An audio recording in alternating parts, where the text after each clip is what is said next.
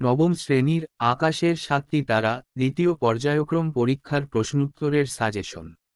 অতি সংক্ষিপ্ত প্রশ্ন এমসিকিউ এসএকিউ পূর্ণমান 1। সাতটি তারার নাম কি কি? সাতটি তারার নাম বশিষ্ঠ, মরীচি, অত্রি, অঙ্গিরা, পুলহ, পুলস্ত আর ক্রোত। একসঙ্গে এদেরকে বলা হয় সপ্তর্ষি মণ্ডল। 2। বটফল কেন ব্যথিত?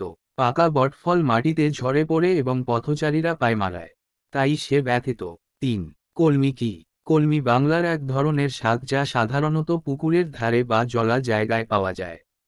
4। কামরাঙ্গা কি?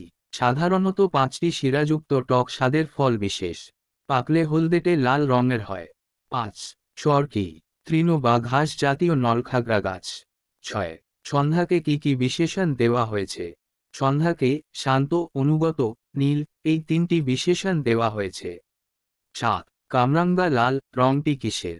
কামরাঙ্গা লাল রংটি মেঘের। আর কে গঙ্গাসাগরে ডুবেছে? কামরাঙ্গা লাল মেঘ মৃত মুনিয়ার মতো গঙ্গাসাগরে ডুবেছে। 9। সিদ্ধাত খান কার? কিশোরীর চালধোয়া ভিজে সিদ্ধাত খান। 10। রূপসী চুলের চুমা কোন কোন গাছে অবিরত ঝরে? রূপসী চুলের চুমা হিজল, কাঁঠাল, জাম গাছে অবিরত ঝরে। 11। আমি পাই টের কবি কখন কি টের পান? আকাশে সাতটি তারা যখন ফুটে ওঠে তখন কবি টের পায় এরই মাঝে বাংলার প্রাণ। 12। ব্যথিত গন্ধটি কার? লাল লাল বটের ফলের ব্যথিত গন্ধটি। 13। আকাশে যখন সাতটি তারা ফুটে ওঠে তখন কবি কোথায় বসে থাকেন? আকাশে যখন সাতটি তারা ফুটে ওঠে তখন কবি ঘাসে বসে থাকেন। 14। কবিতাটি কোন কাব্যগ্রন্থ থেকে নেওয়া হয়েছে? কবিতাটি রূপসী বাংলা কাব্যগ্রন্থ থেকে নেওয়া হয়েছে। মাঝারি প্রশ্ন পূর্ণমান 3। 1। আসিয়াছে শান্ত অনুগত বাংলার নীল সন্ধ্যা, কবি বাংলার সন্ধ্যাকে শান্ত, অনুগত, নীল কেন বলেছেন? উত্তর জীবনানন্দ দাশের আকাশে সাতটি তারা কবিতা থেকে উদ্ধৃত পংক্তিটি নেওয়া হয়েছে। বাংলার গ্রামে শহরের মতো কোলাহল নেই, জীবনযাত্রা সেখানে শান্ত, তাই গ্রাম বাংলার বুকে সন্ধ্যাও নামে শান্তভাবে। পল্লী বাংলার সন্ধ্যা গ্রামের পরিবেশের অনুসারী, তার চাকচিক্য নেই, আছে স্নিগ্ধতা, তাই সন্ধ্যা অনুগত। কবির ভাবুক চোখের সামনে সে কাব্যিক ছন্দে দেখা দেয়। সন্ধ্যায় অন্ধকার আর দিনের আলো মিশে যে আবছায়া তৈরি করে তার সঙ্গে গাছপালার সবুজাভা মিলে সন্ধ্যাকে নীল করে তোলে। 2। এরই মাঝে বাংলার প্রাণ, কবি কোথায় বাংলার প্রাণ খুঁজে পেয়েছেন? উদ্ধৃত পংক্তিটি জীবনানন্দ দাশের আকাশে সাতটি তারা কবিতা থেকে নেওয়া হয়েছে। বাংলাদেশ জীবনানন্দের কাছে শুধুমাত্র এক ভূখণ্ড নয়, প্রাণময়ী মূর্তি। শব্দগন্ধ বর্ণ স্পর্শ দিয়ে কবি তাকে অনুভব করেন। আলোচ্য কবিতাটিতে তিনি বাংলার সন্ধ্যাকালীন প্রকৃতির অপূর্ব বর্ণনা করেছেন। হিজল, কাঁঠাল, বট প্রভৃতি বৃক্ষ, ধান গাছ, কলমি শাক, মুথা ঘাস, পুকুর, মাছ, কিশোর কিশোরী অর্থাৎ মানুষ, এই সব নিয়েই বাংলার পরিপূর্ণ প্রকৃতি। এই প্রকৃতির মধ্যেই কবি বাংলার জীবন্ত সত্তাকে উপলব্ধি করেছেন। 3।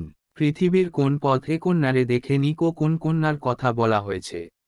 উক্তিটির তাৎপর্য লেখো। উদ্ধৃত পংক্তিটি জীবনানন্দ দাশের আকাশে সাতটি তারা কবিতা থেকে নেওয়া হয়েছে। কবির কল্পনায় বাংলার সন্ধ্যার আকাশে যে এলোকেশী কন্যার আবির্ভাব হয়, এখানে তার কথা বলা হয়েছে। কবি ঘাসের উপর বসে পল্লী বাংলার দিন ও রাত্রির সন্ধিক্ষণে সন্ধ্যাকে নিবিড়ভাবে উপলব্ধি করেছেন। তার মনে হয় সূর্য অস্ত যাওয়ার পরে যেন এক এলোকেশী কন্যার আবির্ভাব হয় বাংলার আকাশে। তার ছড়িয়ে পড়া চুল ছুঁয়ে নেমে আসে অন্ধকার। কবির কল্পনার এই কন্যা আসলে সন্ধ্যাকালীন বাংলার প্রকৃতি। রূপসী বাংলার মতো সৌন্দর্য পৃথিবীর আর কোথাও নেই, তাই কেউ এই কন্যাকে দেখেনি।